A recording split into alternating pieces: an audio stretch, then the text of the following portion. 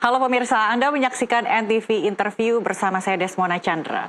Pemirsa, perlindungan perempuan dan anak menjadi isu yang penting di tengah dinamika sosial dan ekonomi yang terus berubah. Perempuan bukan hanya perlu dilindungi, tapi juga diberdayakan agar mampu berperan aktif dalam pembangunan bangsa.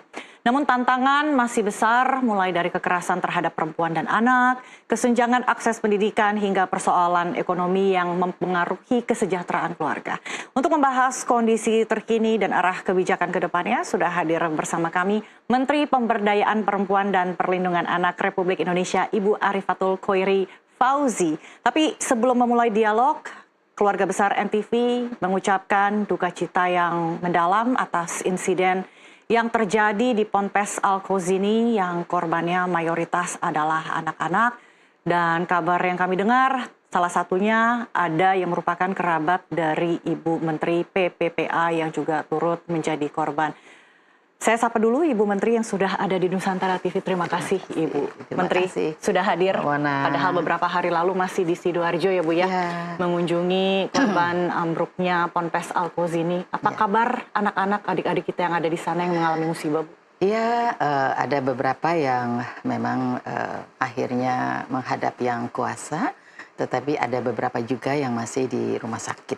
Jadi masih ya kita doakan mudah-mudahan yang wafat husnul khotimah, kemudian yang masih sakit segera sehat dan pulih kembali. Kami turut prihatin Bu. Kami dengar kabar juga ada salah seorang yang masih kerabat jauh dari Ibu Menteri sendiri. Betul. Sudah sejauh mana? Sampai kondisi? hari ini belum ada informasi lebih lengkap. Ya, mudah-mudahan masih ada mukjizat bisa masih tertolong. Ya, kami juga berharap tentunya keluarga yang saat ini masih menunggu adanya mukjizat dan masih berharap juga diberikan kekuatan dan ketabahan Ibu ya. Amin. Dan insiden Ponpes Al-Khouzini ini menjadi catatan penting Ibu bagi kita semua. Kalau sistem pendidikan ataupun alat pendidikan di Indonesia ini harus berpihak pada anak-anak Ibu ya. Betul, betul. Karena salah satu hak anak adalah mendapatkan pendidikan dan mendapatkan tempat pendidikan yang aman dan ramah untuk anak. Jadi memang itu jadi satu kesatuan. Gitu. Iya. Jadi setiap kebijakan dalam hal pembangunan sarana dan prasarana pendidikan tentunya harus berhitung dengan cermat. Betul. Harus ada dalam kerangka perlindungan anak ini sebagai prioritas ya Bu ya? Iya, betul. Karena itu menjadi pondasi penting ketika hak-hak anak itu terpenuhi. Jadi fasilitas sarana prasarana yang ada juga mendukung, maka ini akan menjadikan anak-anak lebih nyaman ketika menuntut ilmu, lebih terjaga dari segi keamanannya juga. Gitu. Sejauh ini penanganan untuk pemenuhan hak-hak dasar anak atas mungkin kesehatan secara fisik maupun secara psikologis Ibu, mungkin adanya penanganan ataupun program pemulihan pasca trauma maupun rehabilitasi sosial terhadap anak-anak yang menjadi korban ambruknya bangunan Ponpes seperti apa? Oh iya, jadi pada saat peristiwa ini terjadi, kami dari Kementerian Pemberdayaan Perempuan dan Perlindungan Anak berkoordinasi dengan dinas di provinsi, jadi melakukan penjangkauan pertama tentunya kepada orang tua, bagaimana didekati secara psikologi supaya juga mereka bisa bersabar menunggu prosesnya gitu. Nah kemudian anak-anak yang dalam kondisi sekarang masih di rumah sakit itu perlu ada trauma healing karena akan berpengaruh untuk selanjutnya ketika dia ada satu santri yang merasa kayak sedikit bersalah karena dia berada di tumpukan teman-temannya gitu. Jadi ada rasa seperti itu. Kemudian ada seorang ayah yang merasa ini karena saya. Karena jadi menyalahkan diri sendiri karena si anak ini aslinya belum mau balik ke pondok. Jadi kalau di pesantren itu kan Maulid Nabi itu mereka libur. Nah si anak ini nih belum mau pulang gitu. Tapi si ayahnya menyampaikan bahwa nanti kamu ketinggalan pelajaran.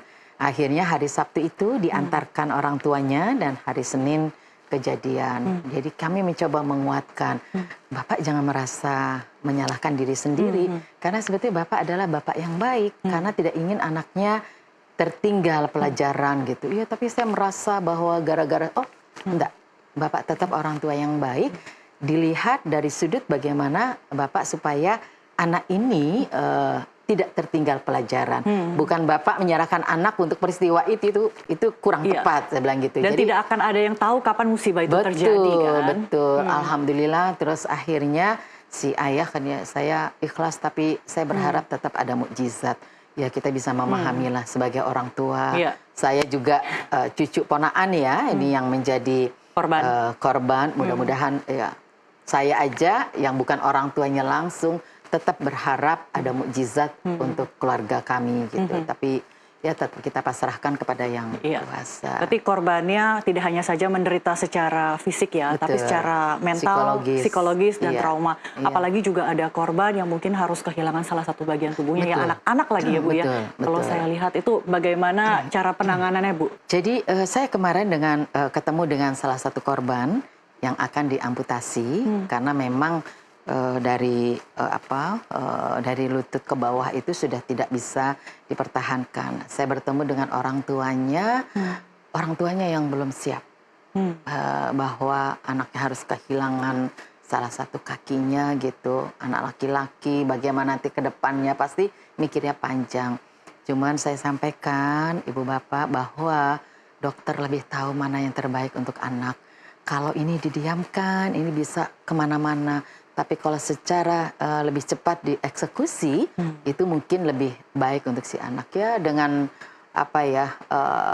ya mungkin saya bicara lebih gampang daripada mereka yang mengalami gitu. Jadi saya bilang bahwa ya memang tidak semudah seperti yang diucapkan. Saya bisa memahami. Dan ketika kita pelukan itu, saya merasakan si ibu ini bergetar ya. Iya, bergetar mungkin butuh kekuatan ya, karena anak ya namanya orang tua ya, dengan anak kan pasti begitu gitu. Selain sisi kesehatan secara fisik maupun psikologis yang harus didampingi terus ya Bu ya, untuk memastikan kalau anak-anak ini akan pulih, tentunya juga dalam aspek pendidikan pasca kejadian kan tidak bisa juga diulur terlalu lama. Mereka harus juga mengikuti pelajaran Bu. Itu apa yang penanganannya sudah sejauh mana Ibu?